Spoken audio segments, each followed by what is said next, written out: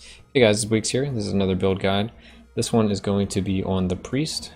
We are currently at NG+10.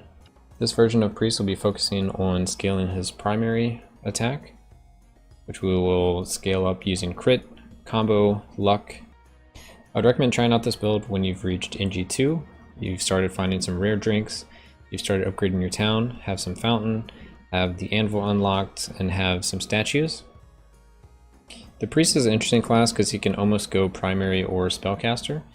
We're focusing on the primary just because it does 18 hybrid damage, which is pretty good damage, and it attacks in an AoE, so it should be everything you need in one attack. We don't really use his Holy Light at all. We will use his Consecrated Ground just to deal a little bit more damage and to gain our health back. We'll use Aura of Purification anytime we need to deal more damage to the enemies or take less damage. Divine Protection will always be up. We rarely use our skills, so most of our mana will be going towards Divine Protection just to give us more effective health. Lastly, the Priest gets 200% more efficiency from all health gain sources. This includes Leech. And then we also get some Celestial Orbs that will just randomly deal damage to things that are close to our character. So for the chapel, we use Path of Defender just to take less damage on this character. We're also going to be using a Blessing of Mind to keep our effective health of our mana up. Ideally, we want to stay as high mana as possible, so to protect from one-shots. If we have low base health, but 50% of the damage goes to the mana, so you want to have equal life and mana at least. So it would take a hit of 700 to actually kill our character in one hit. But the Priest will focus mainly on surviving in a lengthy fight, not so much one-shots.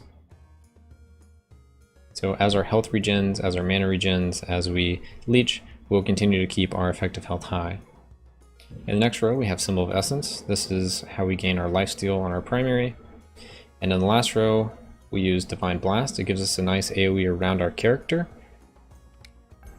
So as we use our primary attack, we also get an AoE around our character. It's been very nice, really good if things get really close to you. You don't have a long range on the primary, so I definitely recommend this so nothing really sticks around close to your character.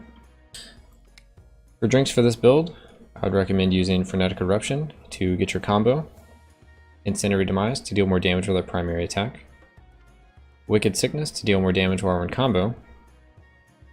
Next, you can go in two different directions. I would say either pick between Last Stand or Double Thriller.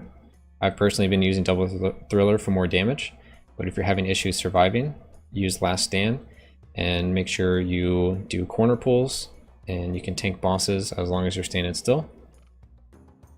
And then for the last drink, I would recommend either Stab in the Dark or Crazy Eye. Depends on your NG level.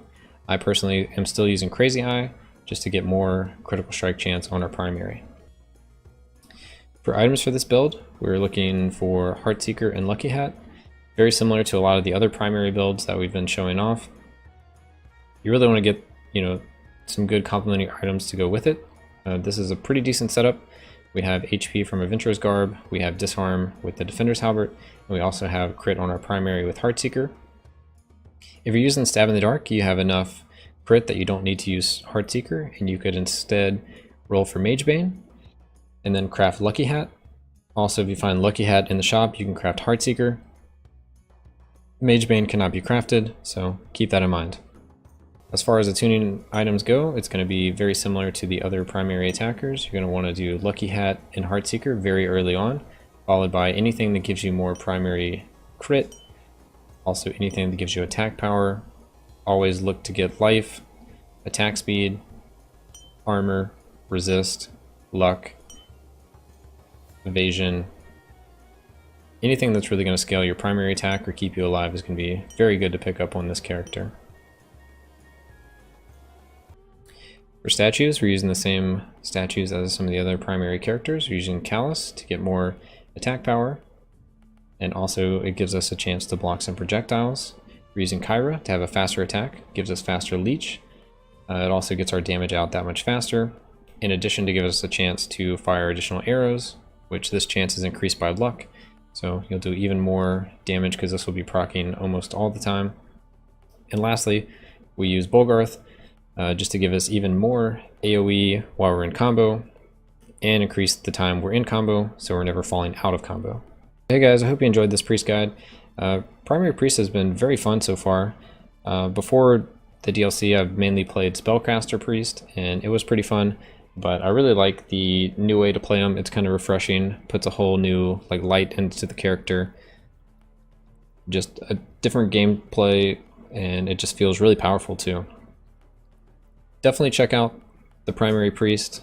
Also, if anyone has a nice Spellcaster Priest that isn't working well for them, I'd love to hear about it. We definitely want to try out some Spellcaster Priest at some point, but Primary has been the way to go, and especially with the Gladiator bonus, I don't even know if high level NG it's going to be viable for Skill Priest to exist. But anyway, hope you guys enjoyed this video.